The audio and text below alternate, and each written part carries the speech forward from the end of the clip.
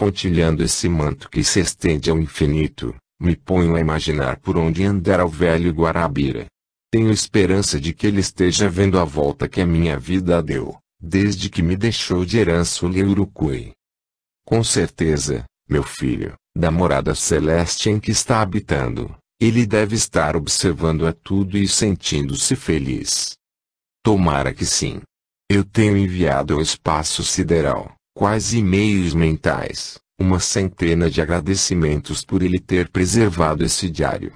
Quanto mais eu penso, mais me admiro com o que está me acontecendo.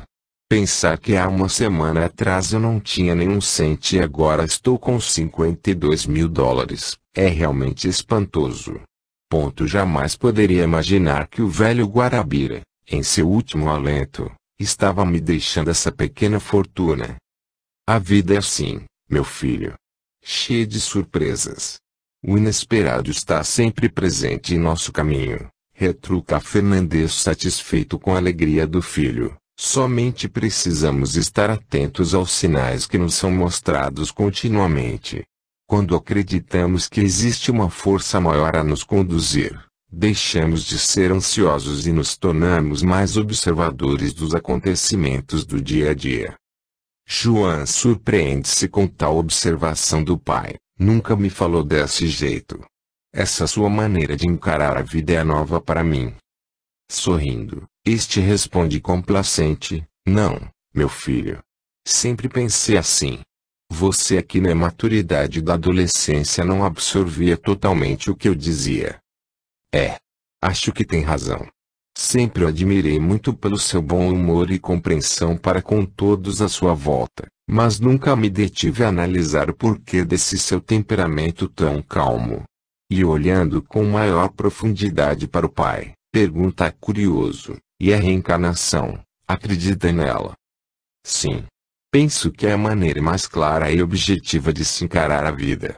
Mas, pai, como você nunca me falou sobre isso?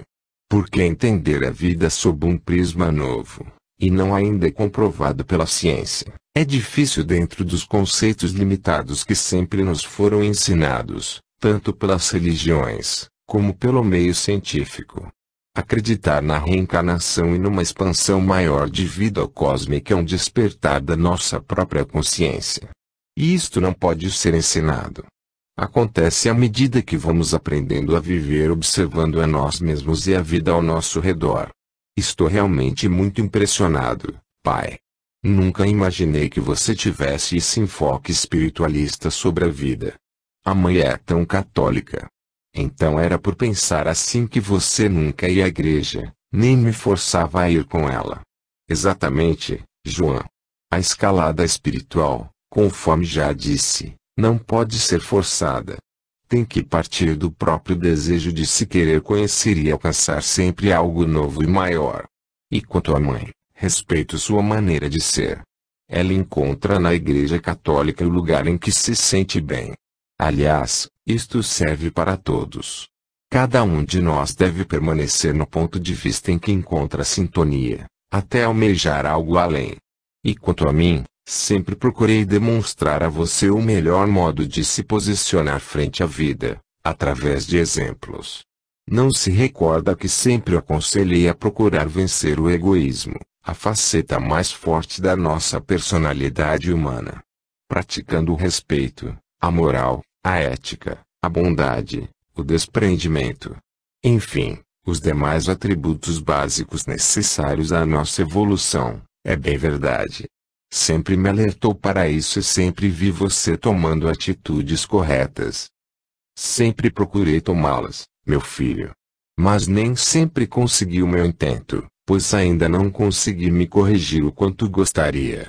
Afinal, o plano aonde nos encontramos é o plano dos seres imperfeitos. Considero a Terra, João, um reformatório. E dele só poderemos sair, depois que nos transformarmos para melhor. Admirado com a descoberta da espiritualidade do pai, baseada em conceitos que somente agora estavam sendo descortinados para ele, João permanece meditativo, olhando as estrelas refugindo soberanas, na infinita escuridão do céu noturno. Fernandes, silenciosamente, respeita o momento de introspecção do filho, até que este, após alguns minutos, quebra o silêncio. Pai. Estes meses todos que modificaram tão profundamente a minha vida, transformando minhas expectativas, deram-me uma nova visão sobre a nossa passagem pela Terra. Fizeram-me aprender bastante. Hoje eu percebo coisas que antes eram invisíveis para mim. Fazendo mais uma pausa, ele olha de frente para o pai, e o mais incrível aqui, apesar das angústias e frustrações que ainda me acometem com frequência, sinto que uma grande mudança está se operando em meu íntimo. Como se outra pessoa estivesse surgindo dentro de mim. Isso é compreensível. Colocando a mão sobre o ombro do filho, Fernandes se expressa convicto e amorosamente, perfeitamente compreensível. João, o seu sofrimento está fazendo você amadurecer com rapidez. Sua mente está se expandindo a um plano mais evoluído.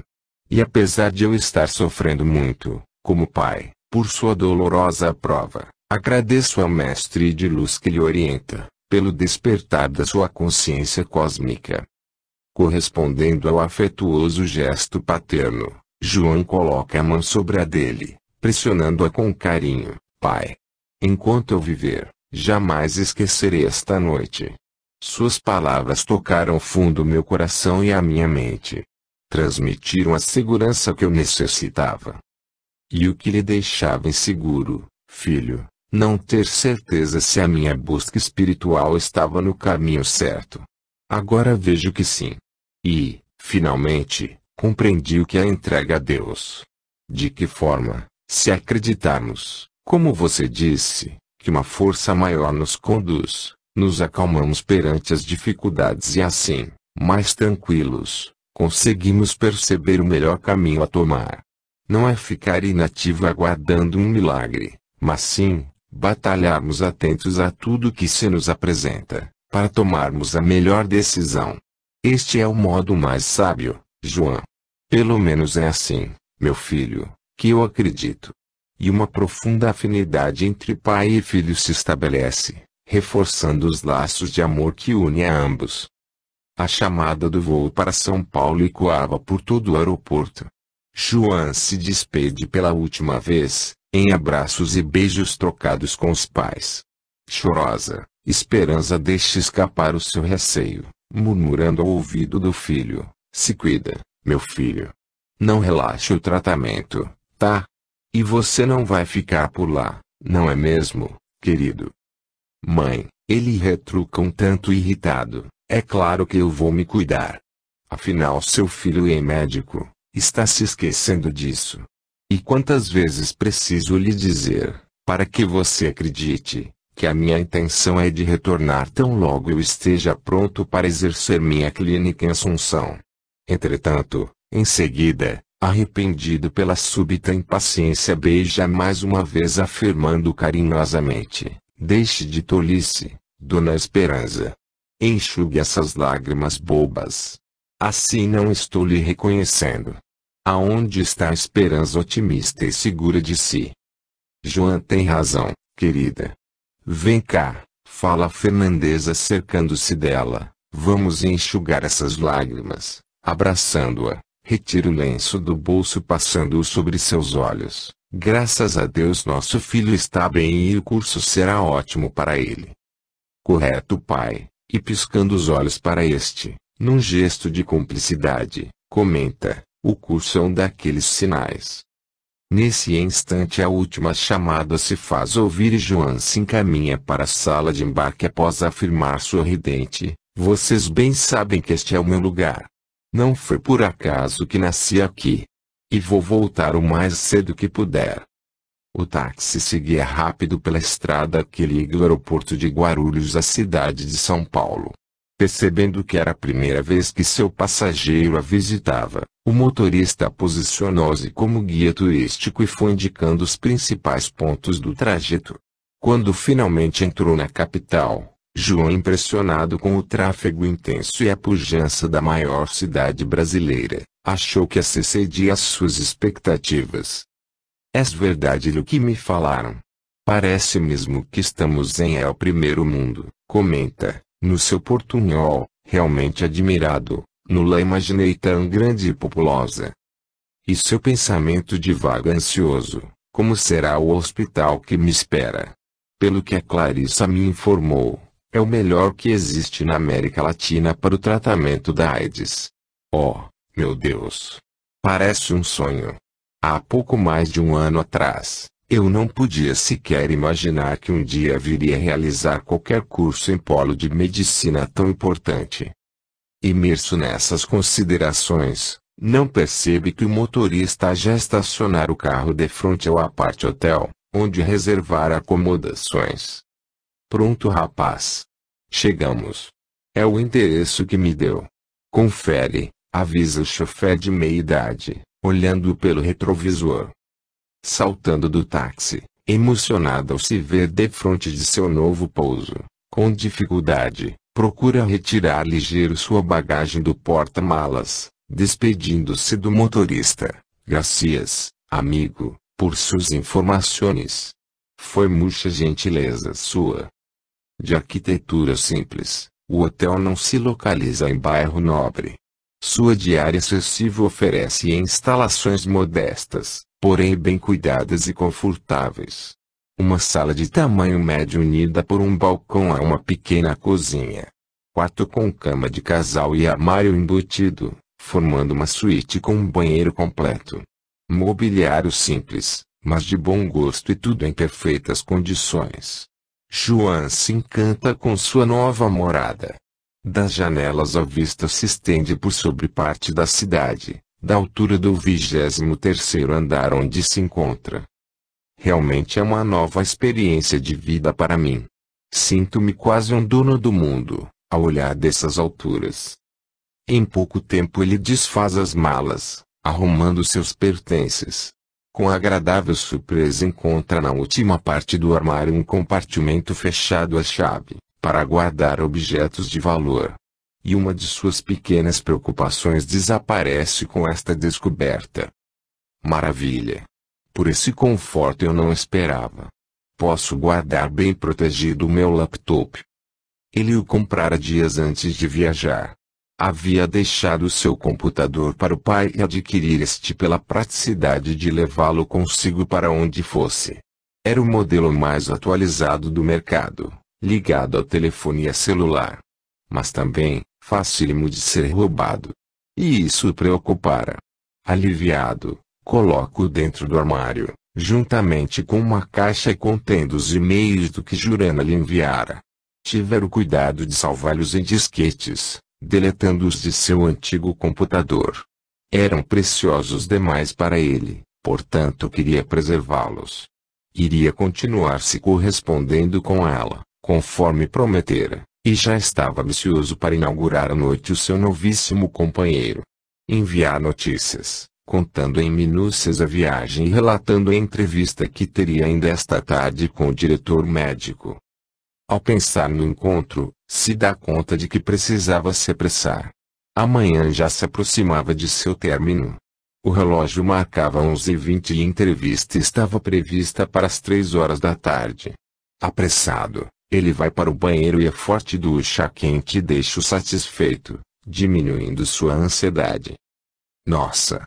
Só pelo movimento contínuo dessa enorme quantidade de carros entrando e saindo do estacionamento, dá para se imaginar o número imenso de pessoas neste hospital, pensa João impressionado, dirigindo-se à entrada principal do prédio. O Hospital Saint-Germain ocupava os 15 andares do imponente edifício. Entrando no saguão, onde vários elevadores atendiam aos inúmeros pacientes, ele se encaminha para o balcão de atendimento. Sente-se meio perdido nesse extenso complexo hospitalar. Mas, para sua surpresa, é orientado com presteza pela atendente que, solícita, lhe fornece todas as informações necessárias. Ansioso, ele vai ao encontro do Dr. Isaac Aguiar Schwartz. Em uma sala espaçosa, muito bem instalada, o diretor médico da unidade de infectologia já o aguardava. Joan se surpreende com seu aspecto jovem. Imaginar-o entrado em anos. Os olhos claros e o nariz protuberante denunciavam sua origem judaica e, apesar dos fios brancos entremeados aos cabelos castanhos deixando as têmporas grisalhas, ele não aparentava mais de 45 anos. Clarissa não fizera referência alguma sobre sua aparência física, mas sim, ressaltara repetidas vezes a grande competência profissional. Contar apenas que ele havia sido seu professor de pós-graduação na faculdade e que, sob sua orientação, durante 2 anos ela fizera residência nesse mesmo hospital. Estendendo a mão com firmeza, o Dr. Schwartz, como era conhecido, recebe o jovem paraguaio com um simpático sorriso, fazendo-o sentar-se à sua frente.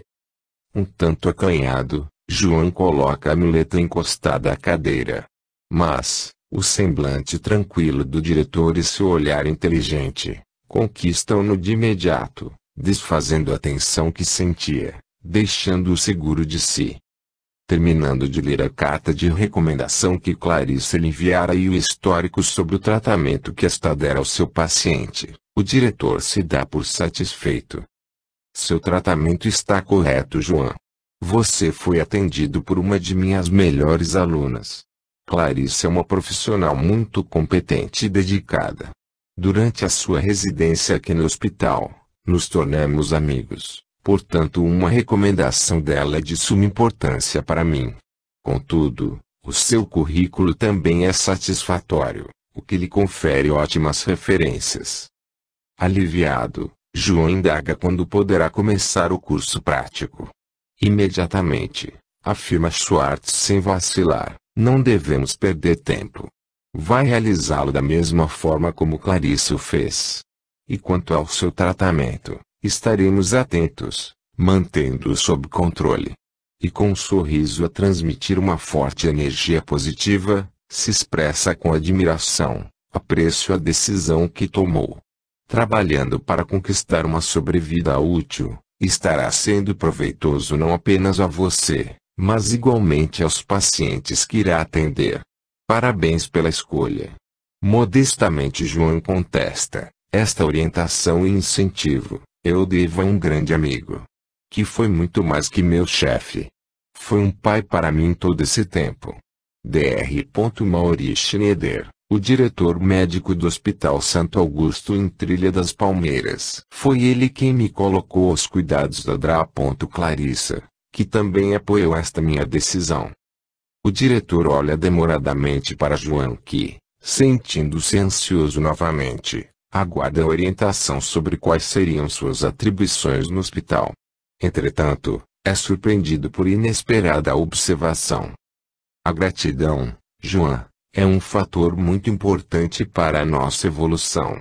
Se não soubermos agradecer devidamente o que recebemos, nos fechamos a novas benesses, e novamente com seu simpático sorriso, ele muda de assunto. Bem, vamos deixar de lado a filosofia e retornar ao seu tratamento. Você continuará com a fisioterapia intensiva. Ao que tudo indica, penso que em breve poderá aposentar esta muleta, e sem dar tempo de João fazer qualquer comentário, ele se levanta convidando-o. Vamos. Vou apresentá-lo à minha enfermeira-chefe, que irá mostrá-lo todo o setor onde irá colocar em prática os novos conhecimentos, à medida que for adquirindo-os. João acabara de falar por telefone com os pais de Jurana.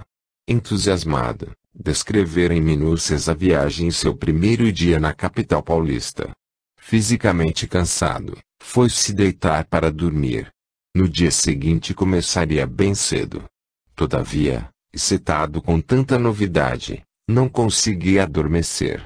A emoção dos últimos acontecimentos fazia com que ele rememorasse ininterruptamente todos os detalhes do início da nova experiência de vida.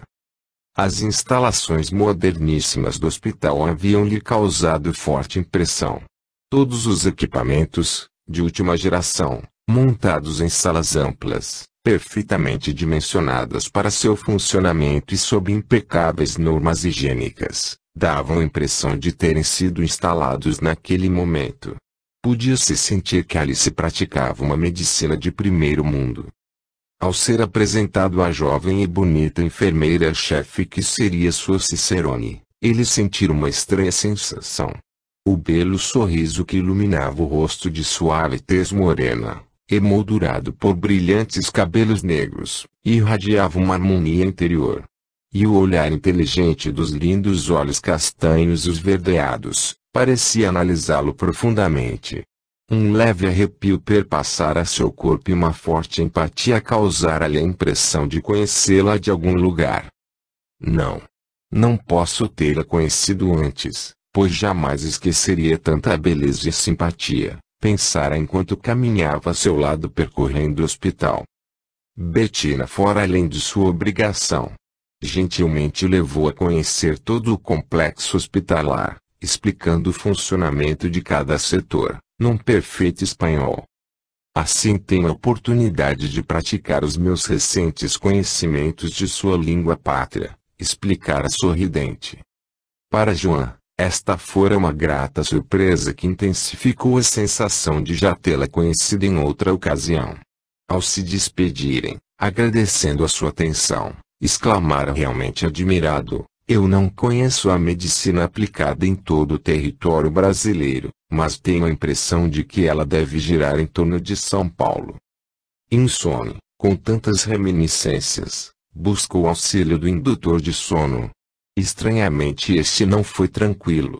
Situações confusas, sem propósito, alternadas com rápidas visões de índios na mata, alguns relances do trabalho no Hospital Santo Augusto e o momento do desenlace de Guarabira, povoaram o sonho de Joan, causando-lhe desconforto no despertar. Mas, mesmo assim, desgastado pela noite agitada, a estreia no hospital foi gratificante. Joan sentiu que realmente sua vida teria um novo sentido daí em diante. As semanas e os meses foram transcorrendo em um equilíbrio satisfatório e promissora amizade foi se estabelecendo entre ele, Bettina e o Dr. Schwartz.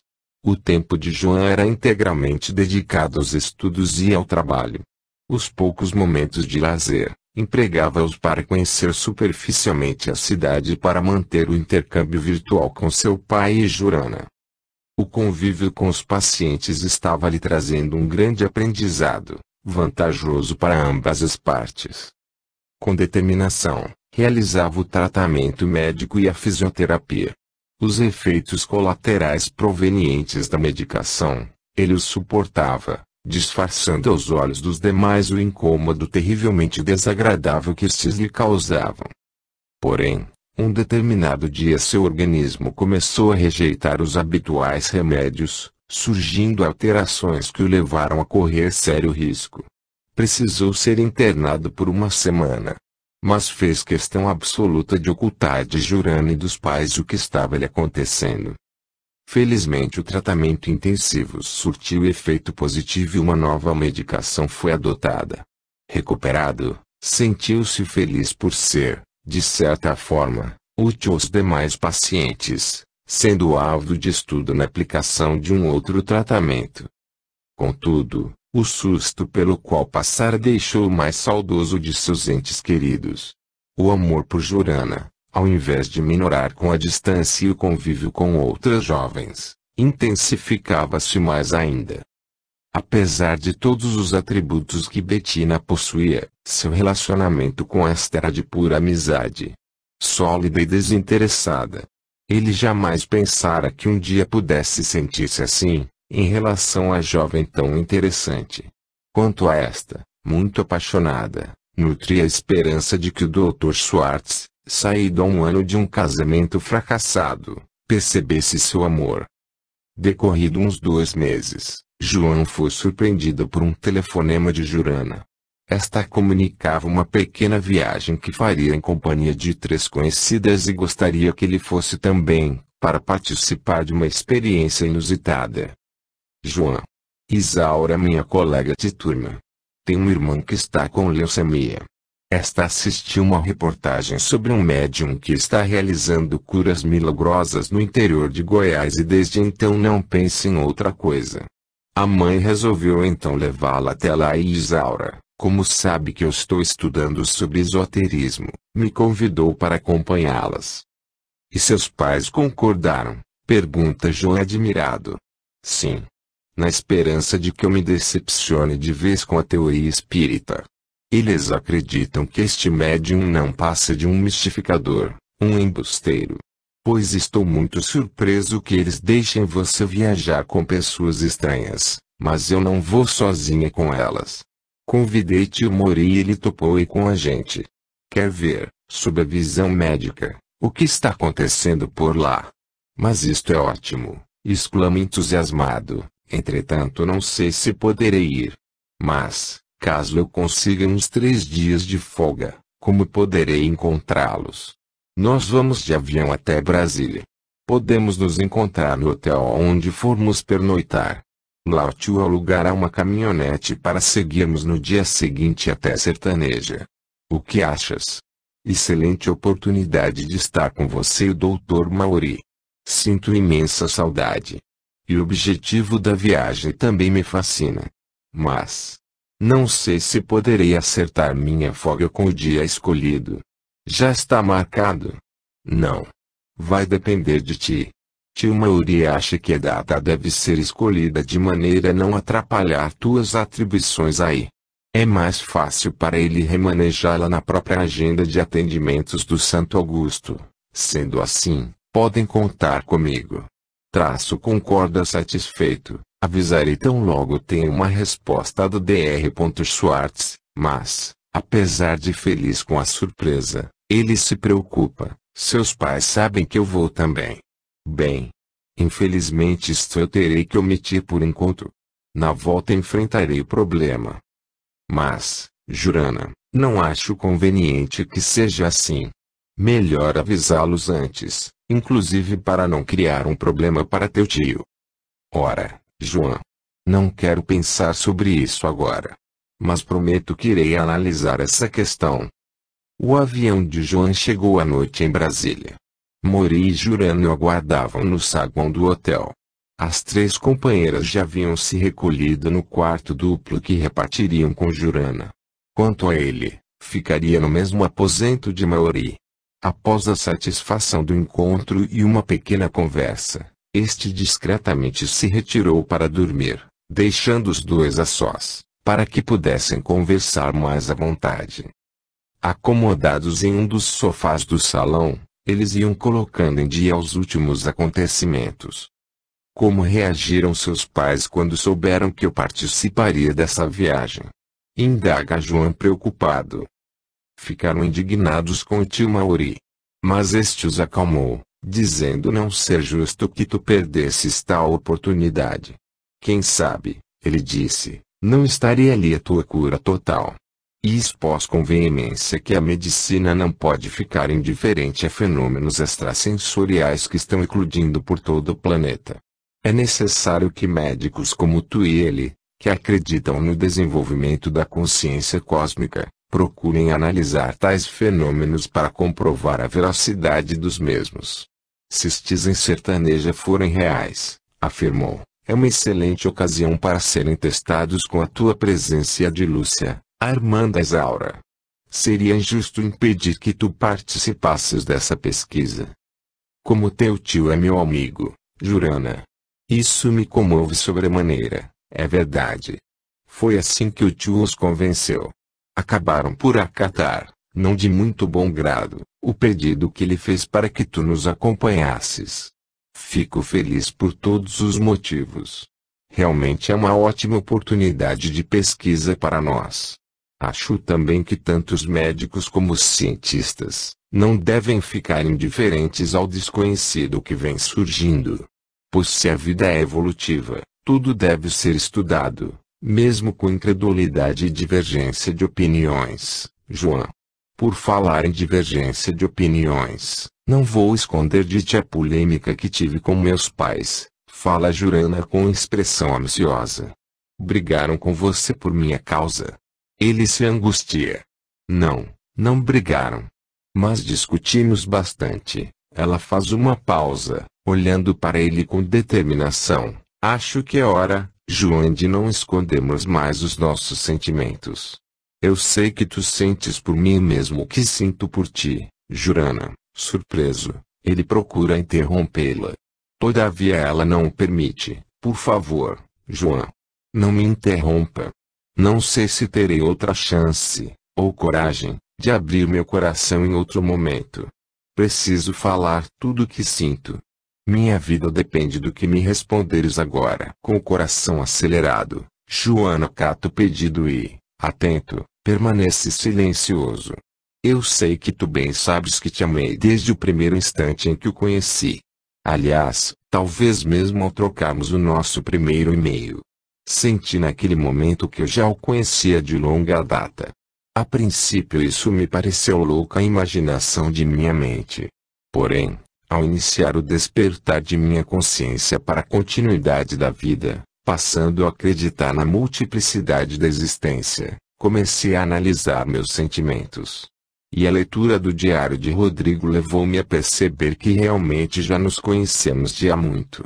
Como também acredito que tu sentes o mesmo, colocando as mãos sobre as dele, ela continua ansiosa. Eu sei que nunca irá partir de ti a pergunta que pretendo fazer.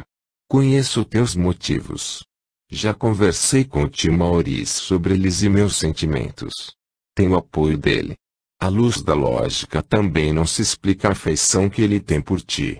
Somente vivências passadas podem explicar tais sentimentos. O porquê da tua vinda para o Brasil e de nossos encontros. Há uma razão oculta para tudo o que tem acontecido. Não sei qual é, mas acredito na sua existência. Hoje eu sei que nada na vida acontece por acaso.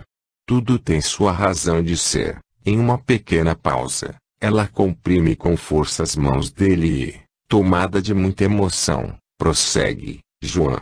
Eu quero viver minha vida a teu lado. Quero te ajudar nessa terrível prova pela qual estás passando. E acredito que não seja somente tua, mas minha também, porque te amo de todo o meu coração. João. Casas comigo. Ele não acredita no que está ouvindo. Apanhado de surpresa, leva algum tempo para concatenar as ideias. Inicia por expor suas razões e seus temores em relação a um convívio íntimo com ela. Ao que ela contesta: João, tudo isso eu já conversei com tio Mauri. Podes comprovar que não estou falando por impulso. Meditei sobre os problemas, os riscos e nada disso tem importância alguma para mim. Quero viver contigo. Eu te amo, João. Mas... E a dona Bianca e o Dr. Gustavo? Não acredito que eles concordem. Eu mesmo acho inconcebível a nossa união. Foi por eles pensarem assim, que discutimos muito. Mas tio Mauri intercedeu. Opinou como médico, tranquilizando-os quanto à preservação de minha saúde. E eu me posicionei firme e decidida. Fui clara ao expor meus sentimentos. Por maior amor e respeito que eu tenho por eles e, apesar de compreender que eles agem dessa forma por me amarem e desejarem o melhor para mim, eu é que tenho de decidir qual o caminho devo seguir. Sou maior de idade e termino a faculdade este ano. Sou adulta, a única responsável por meus atos. Sou muito grata a eles, pelo seu amor, por tudo que sempre fizeram por mim. Contudo, a escolha é minha. Incrivelmente emocionado, ao mesmo tempo assombrado com a firme decisão de Jurana, João não se contém mais e solta as amarras de seu coração. Querida. Minha querida. Se você está mesmo decidida a compartilhar de minha problemática vida, lhe ofereço todo o amor que venho trazendo oculto bem fundo em minha alma. Eu a amo, Jurana, com a intensidade do amor que transcendeu aos séculos. E estou disposto a lutar com todas as minhas forças para transpor os obstáculos de nosso caminho e merecer a aventura de tê-la a meu lado. Um longo beijo apaixonado, por tanto tempo almejado, selou o compromisso de conquistarem felicidade e evolução, caminhando juntos. Após o pernoite em Brasília, o pequeno grupo iniciou a viagem às 5h. Da madrugada, o trajeto até a pequena cidade de Sertaneja, quase uma vila, levaria de 2 a 3 horas, pelo menos. Habituado a hospedar as várias pessoas que por ali passavam rumo ao encontro com o médium dos milagres, como o curador era chamado por muitos, o gerente do hotel havia alertado seus hóspedes para o horário do atendimento. As fichas começavam a ser entregues às 7 horas da manhã. Cerca de 500 a 600 pessoas eram atendidas, diariamente, até as 18 horas, com intervalo de apenas 1 hora para almoço. A estrada, bem asfaltada, facilitava manter constante o limite de velocidade, permitindo, assim, apreciarem o belo panorama que ia se descortinando à medida que o dia nascia. A acentuada ondulação do Planalto Central se perdia ao longe. A vegetação agreste, quase rasteira, de um verde vivo que brilhava sob os primeiros raios solares, era entremeada por árvores baixas, de troncos retorcidos e copas largas. O ar puro e a energia que provinham da terra ainda úmida pelo orvalho, tornava o local propício à meditação. Por todo o caminho, os viajantes sentiam uma aura mística envolvê-los. Talvez pela fé, ou mesmo, pela imaginação exacerbada com a expectativa de participarem de um encontro mediúnico de tão grande proporção. Durante o trajeto, os namorados não deram a perceber às companheiras o que se passara entre eles. Apenas Mauri tomara conhecimento na mesma noite quando Joan, pisando em nuvens, entrara no quarto para se deitar. Alvoroçado por tamanha felicidade, despertara o amigo já adormecido. Queria que ele soubesse o que acontecera e agradecer-lhe o inestimável apoio junto à sua irmã e ao cunhado. O grupo, já bem entrosado, conversava amigavelmente. Além dos comentários sobre a reportagem que motivara a viagem, o estado de saúde de Lúcia se tornou o principal assunto, com o relato minucioso da sua luta contra a tão terrível doença. Ela ainda não havia completado 14 anos, quando a leucemia surgiu. Durante os 2 últimos anos, sua vida se resumiu a muito sofrimento, esperanças desfeitas e a espera angustiante por um transplante de medula. A única possibilidade de cura. E a família, unida na luta pela sobrevivência da jovem, sentia-se frustrada por não ter entre os parentes nenhum que fosse compatível para a doação da medula. E o tempo passava sob a esperança de que um dia viesse a surgir um doador. Enquanto isso, seu estado se agravava. Lúcia, que, desde criança, possuía uma fé inabalável na Virgem Maria, passou a acreditar que ela lhe enviaria um milagre. Assim, impressionada com a reportagem televisiva, imaginou que, talvez, através desse médium dos milagres pudesse alcançar a graça divina.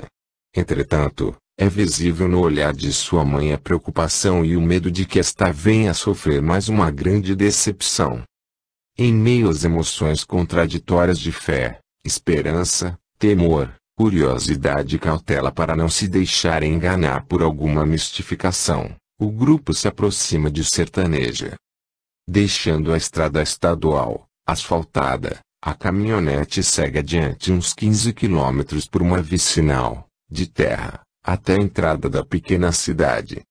Chegaram pouco depois das 7 horas e a fila já se achava longa. Os trabalhos iriam ter início a partir das 8. Um grande número de médiuns, vestidos de branco e fervorosamente concentrados, formava fileiras que se estendiam pelas várias salas do extenso galpão. Este, apesar de ter sido construído especificamente para tal atendimento, já não comportava o número sempre crescente de pacientes e seus familiares. Portanto, muitos também seriam atendidos, a céu aberto, no terreno ao redor da construção. Na medida em que recebiam as fichas, as pessoas iam se posicionando em uma outra fila, formada em frente à porta principal do galpão. Em uma breve palestra, através de potente alto-falante, uma senhora falava sobre o médium José dos Santos, explicando seu modo de trabalhar e as inúmeras curas já realizadas naquele local. 8 horas em ponto, este chegou para o início da sessão. Um homem simples, de aparência comum. Nada indicava, aparentemente, que ele possuísse dons paranormais. A seu pedido, pelo microfone a senhora deu início a uma prece, pedindo que todos se concentrassem. Porém poucos atenderam a este apelo, pois a maioria do grande público, curiosas sobre o que poderia acontecer, continuava atenta ao que se passava, conversando em voz baixa. Mas tão fato em nada abalou o médium que já se encontrava incorporado pela entidade, que se dizia Dom Ignácio de Loyola em sua última encarnação na Terra. De pé, em frente à entrada principal do galpão, ele iniciou o atendimento, acompanhado por outro médium. Neste, também dotado de mediunidade inconsciente, estava acoplado o espírito de um médico, Dr. Bernardo, que desencarnara à época da Primeira Guerra Mundial. Em poucos minutos, uma a uma, as pessoas iam sendo atendidas. Ao término da consulta, todos recebiam uma receita prescrita pelo médium assistente com números, adequado a cada paciente, de frascos contendo um chá de ervas medicinais. Manipulada sob orientação da espiritualidade, essa medicação era vendida em uma outra construção mais ao longe e o dinheiro apurado destinava-se às obras assistências mantidas por José dos Santos. Se alguém precisasse de um tratamento mais demorado, era encaminhado para uma das salas no interior do galpão. Lá permaneceria deitado sob a energia espiritual de cura, irradiada através dos médiuns, pelo tempo necessário. Cirurgias mais sérias seriam realizadas na sala maior ao fundo do galpão e os doentes, delas necessitados, eram levados para lá. Outras menores, como oftálmicas ou cistos na parte externa do corpo, eram feitas ali mesmo do lado de fora, defronte à fila e com um bisturi sem nenhuma esterilização, dispostos em bandejas amparadas pelos ajudantes. João e Mauri, ao assistirem de longe tais intervenções, se entreolharam abismados. Resolveram então se apresentar à entidade, declarando sua profissão. Esta, satisfeita com a presença de médicos na assistência, os convidou para acompanharem de perto o trabalho. O dia em que os médicos da Terra compreenderem que a medicina terrena deve ser exercida em consonância com a medicina espiritual, o ser humano sofrerá muito menos, porque estará curando os males de sua alma, explica Dom Ignácio com voz tranquila, fazendo uma interrupção no atendimento. Eu sou um dos muitos espíritos que tem como missão trazer para os médicos terrestres este ensinamento. Não se pode curar o físico, sem curar o espírito. E, para despertar as mentes incrédulas da continuidade da vida única e da força do amor cósmico, recebemos a tarefa de demonstrar, com a ajuda de seres encarnados que se doam como canais, como se processam as curas realizadas pelo plano espiritual. E o médium, se queda inconsciente? Pergunta João impressionado com a explicação. Sim. É mais fácil a execução das cirurgias, sem a interferência da mente humana. Assumimos completamente o corpo físico do médium. E quanto à falta de asepsia? Admira-se Mauri, como se explica isso? Os olhos físicos, quando não possuem a mediunidade da vidência, não captam o que é que se passa. Um grande hospital astral existe, interposto, em todo este local. A asepsia, assim como a anestesia, são realizadas a nível espiritual. Nenhum paciente sente dor, nem corre risco de infecção alguma. Vocês podem atestar isto com seus próprios olhos. Mauri, agradecendo a atenção dispensada a eles, pediu permissão para filmar tais espantosas cirurgias. Pedido concedido, impressionadíssimo, ele começou a filmagem. Havia trazido uma filmadora com a intenção de registrar uma prova da veracidade dos fatos, caso estes ocorressem. Sem nenhuma anestesia, perfeitamente conscientes e em pé, alguns pacientes iam se submetendo à incisão do bisturi em seus olhos. Sem demonstrarem a mínima dor e sem perda de sangue, eles tinham o globo ocular lancetado em poucos segundos. Em seguida, eram levados para uma sala de recuperação, onde sentados, permaneciam por curto espaço de tempo. O mesmo processo era realizado em cistos, adenoides, amígdalas, sinusites, joanetes e outras tantas formas de doenças simples. Maury ainda estava filmando quando chegou a vez de Lucy ser atendida. A entidade colocou a mão sobre a cabeça da jovem e, fechando os olhos, concentrou-se por alguns segundos. Em seguida, sorrindo, afirmou suavemente: "Mas, filha, você já está curada. Contudo, não deixe de tomar os remédios da medicina terrena e a nossa medicação." Em seguida, iniciou o atendimento a Joan, que portava a ficha seguinte.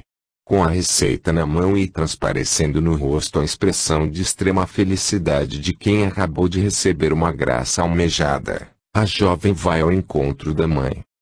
Maury se surpreende com a afirmativa da entidade. Como curada, se o estado dela é flagrantemente terminal, fazê-la acreditar que a doença não existe. Tal afirmação contradiz a veracidade das incríveis cirurgias que estou presenciando. Pensa confuso e revoltado ao mesmo tempo. Captando seu pensamento, o Dr. Bernardo, que se achava próximo, dirige-se pausadamente a Maury. "Sei o que está pensando, irmão. Realmente a jovem está curada. Espiritualmente curada. Você que já possui um certo grau de entendimento espiritual, não pode compreender isso. Os olhos humanos erram ao se fixarem somente na parte física. Nós enxergamos além. Ela já cumpriu seu karma e seu tempo na Terra está findando. Mas o karma familiar ainda não terminou. Continuará através da dor causada pela desilusão e pela separação. E nós, você bem sabe, na missão que nos compete, não podemos interferir no karma de nenhum ser. Realizamos a cura das doenças que não tenham implicações kármicas fatais, para que sirvam de alerta ao ser humano. Principalmente aqueles que escolheram, antes do reencarne, a medicina como missão caritativa, e olhando significativamente em direção a João que, naquele instante, estava sendo energizado por Dom Ignácio, conclui: por isso, nem todos podem ser curados. As palavras de Bernardo calaram fundo na mente e no coração de Maury. E fortemente impressionado este continuou filmando as espantosas intervenções cirúrgicas, até o término do turno da manhã. Como neste período o grupo já havia sido atendido, Maury sugeriu retornarem em seguida ao almoço. Assim não precisariam pernoitar novamente em Brasília. Aprovada a sugestão, eles tomaram o caminho de volta, após uma ligeira refeição servida numa rústica cantina. Admirados com tudo que assistiram e mais os relatos que ouviram de algumas pessoas que já haviam sido tratadas em outras ocasiões e agora retornavam se dizendo curadas, conversaram ininterruptamente por todo o percurso. A mais excitada do grupo era Lúcia, que já se sentia a caminho da cura total. Preocupado com isso, ao se aproximarem de Brasília, Maury achou por bem alertá-la para uma possível desilusão. Contudo, não querendo abalar a fé e a esperança, quase certeza, que ela nutria tão fortemente, resolveu comentar com naturalidade, em meio à conversa, as explicações de Bernardo. Mas a reação da jovem veio de imediato, surpreendendo a todos pelo tom de voz alterado. "Não acredito nisso. Agora mesmo estávamos falando sobre aquelas operações incríveis. E dos casos que ouvimos das pessoas que ficaram curadas. Afinal, não são milagres. Eu também vou receber um milagre, pois sinto dentro de mim que a cura está acontecendo. Vou tomar direitinho a medicação que me deram." "Filha, por que tanta irritação, querida?" interveio a mãe, deixando transparecer um leve tremor na voz. "A entidade não estava falando especificamente sobre você. Estava falando em geral. Não foi isso, Dr. Maury?" "Exatamente." O Dr. Bernardo estava explicando o processo de cura espiritual. Temendo mais uma explosão da filha, a senhora o interrompe, procurando desfazer a tensão que surgira no grupo, forçando uma voz tranquila, que, por sinal, achei muito coerente. Apesar de ser de difícil compreensão, para uma católica praticante como eu. Mas, Dona Esmeralda, tais manifestações mediúnicas não interferem na prática das religiões. Jurana procura explicar atenciosamente. Elas são mais científicas do que uma manifestação de fé. A humanidade está despertando para uma nova realidade. A compreensão de que a vida continua em outras dimensões. Concordo com você, amiga. Reforço Isaura. Cabe mais aos cientistas explicação desses fatos que estão surgindo por toda parte. Porque a fé, esta não precisa de explicações ou compreensões. Não tem lógica. Vem naturalmente da nossa consciência interna. Acreditamos em algo, ou não. Mas então, fala Lúcia sentindo-se mais segura, deixem que eu acredite na cura de minha doença. Se ela for ilusória, aí sim, eu terei que buscar dentro de mim uma força maior para enfrentar minha desilusão. Muito bem. Agora você está certa, cumprimenta Joan, e eu também tenho uma grave doença, possivelmente fatal. Não estou esperando milagres. Estou esperando que a vida me destina. Se vou curar-me, muito bem. Pero se não for assim, é porque meu caminho acá na terra está terminando. Hoje eu creio que a vida continua em diferentes formas e, no momento, estou acá nesta vida terrena para um aprendizado necessário à minha evolução. Como? Você também tem uma doença fatal. Lúcia, surpresa, o interrompe. Eu pensei que você tivesse vindo a sertaneja por curiosidade médica e aproveitado para curar a sua deficiência de locomoção. O que você tem? AIDS. Ele responde com serenidade. Esta declaração de Joan surpreendeu a todos. A Jurana e Mauri, porque estes não esperavam tal reação da parte dele, mas sim, que ele preferisse manter em segredo a condição de sua saúde a fim de evitar a discriminação que esta ainda causava em muitas pessoas. Quanto às demais companheiras, de tão chocadas, permaneceram caladas. Porém, Joan sorrindo desfez a tensão que causara, concluindo seu pensamento. Creio que estou aprendendo muito com tudo o que está me acontecendo. Estou vendo agora a vida sob uma nova luz. A luz divina. E aproveitando melhor o cotidiano, nas pequenas coisas que antes não las percebia. Incrível como você pode encarar com tanta calma uma situação assim tão grave, exclama Lúcia muito admirada. Eu não consigo. Sinto-me injustiçada, pero se você acreditar no mesmo que eu estou acreditando, encontrará harmonia e forças para suportar e enfrentar sua provação. Suspirando fundo ela responde, vou tentar, Dr. Joan. Prometo que vou tentar. Mas continuo esperando um milagre da Virgem Maria.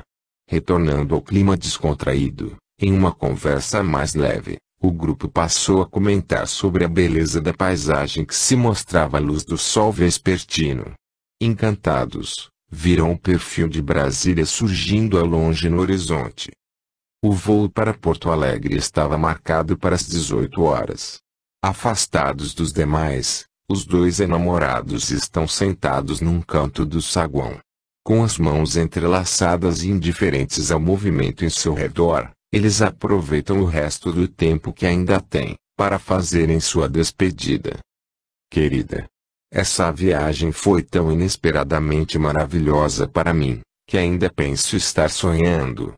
No final do ano, no Natal, irei falar com seus pais. Ficarei aguardando ansiosa, amor. Vou rezar bastante para que tudo se acerte com harmonia. E quanto aos seus irmãos, já contou para eles o que se passa comigo, não ainda? Sabes como são os pré-adolescentes? Imprevisíveis nas suas reações. Por isso, de comum acordo com meus pais, tenho tido cuidado de deixá-los à parte desse assunto. Pode ser mais prudente. Mas talvez a minha situação física sirva de alerta para eles, nesse momento em que estão despertando a sexualidade. Concordo contigo, querido. Mas prefiro esperar até afirmarmos o nosso noivado no Natal. Joan dá um sorriso alegre, Então já tem uma data prevista a minha revelia. Ora, tu mesmo falaste no Natal, não foi? E eu faço questão de um noivado antiga, com aliança e comemoração. Tudo o que você quiser, minha querida, concorda amorosamente, olhando-a com admiração. Seus olhos estão com um brilho tão intenso que parecem duas esmeraldas. Lindo. Muito lindo, é porque estou feliz, ela retruca sorrindo, porém em seguida, num tom sério, comenta: fiquei surpresa, Joan, quando revelaste para Lúcio o que acontece contigo. Apreciei a tua coragem e a tranquilidade com que trataste do assunto. Mas não seria mais cauteloso, querido, evitar comentários ou discriminações que possam perturbar tua vida profissional? Evidente que eu não irei me expor assim para todas as pessoas, amor. Mas aquela jovem precisava compreender melhor a própria situação. Infelizmente, se dentro de poucos meses ela não encontrar um doador, seu tempo estará terminado. E, caso isso aconteça, será melhor que ela esteja preparada para enfrentar a passagem para a espiritualidade. Tens razão, querido. É que eu me preocupo contigo, mas não quero que fique assim tão preocupada. Tenho aprendido muito no atendimento aos meus pacientes no hospital. O fato deles saberem que eu luto, em pé de igualdade com eles, para conquistar uma sobrevida harmoniosa, tem sido muito positivo tanto para eles como para mim.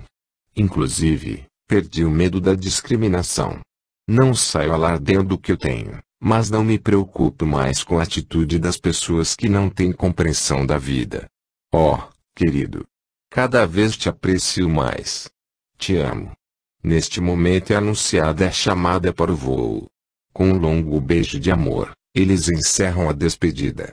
Pouco depois, da ampla janela de vidro que permitia a visão das aeronaves partindo, João ficou acompanhando a decolagem do avião até seu desaparecimento no céu vermelho do suplente.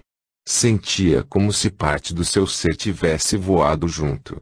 Sob a dor da saudade que já se fazia sentir contundente, num caminhar moroso e com a mente repleta de recordações, retornou ao saguão de embarque. E por mais de meia hora, aguardou o voo da ponte aérea para São Paulo.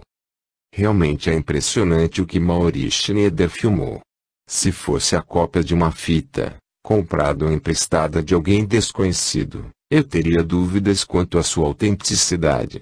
Mas não posso duvidar da palavra de um colega, um diretor médico, que goza de um alto conceito profissional na cidade onde mora e exerce a sua profissão. Tais cirurgias e tudo mais que você me relatou, Joan, não tem explicação, comenta Schwartz ao terminar de assistir no vídeo do hospital, a cópia da fita de sertaneja que Maury enviara para este. Entonces, usted pode imaginar o espanto que nós outros sentimos ao assistir de perto os pacientes sendo operados em pé, sem dolor, sem perda de sangue e com uma total falta de asepsia. Torno a repetir, Joan. É realmente impressionante e sem explicação plausível, o que me deixa muito chocado, e dando por encerrado o assunto, levanta-se afirmando num tom de voz que denuncia uma opinião irredutível. É extremamente difícil para mim, Joan, aceitar estes fatos, pois eu não tenho a mesma visão espiritualista que você e o Maury Schneider possuem. Não acredito na reencarnação e nunca considerei fato algum que não fosse cientificamente comprovado. Essa afirmativa do diretor médico deixa Joan desarmado para expor seu pensamento. Mas enquanto recolhe a fita do vídeo, tenta ainda falar com naturalidade. Pero penso que talvez seja pelo menos uma oportunidade de iniciarmos um estudo sério. Afinal, dizem, não sei se é verdade, que a NASA já enviou um representante para que seja um estudo sobre esse médium, José dos Santos. Preparando-se para deixar a sala de projeção, Schwartz termina com a conversa que, de certa forma, estava perturbando-o. Pois então, meu caro Joan, vamos deixar para a NASA o estudo desses fenômenos. A nossa obrigação é nos atermos às pesquisas feitas pelos cientistas. O nosso trabalho, de minorar os males que acometem a humanidade, buscando incessantemente a cura das doenças, é de suma importância. Durante todo o mês que se seguiu, João ainda trocou alguns e-mails com Maurício sobre sertaneja, com todo o absorvente exercício da medicina, dedicado e contínuo.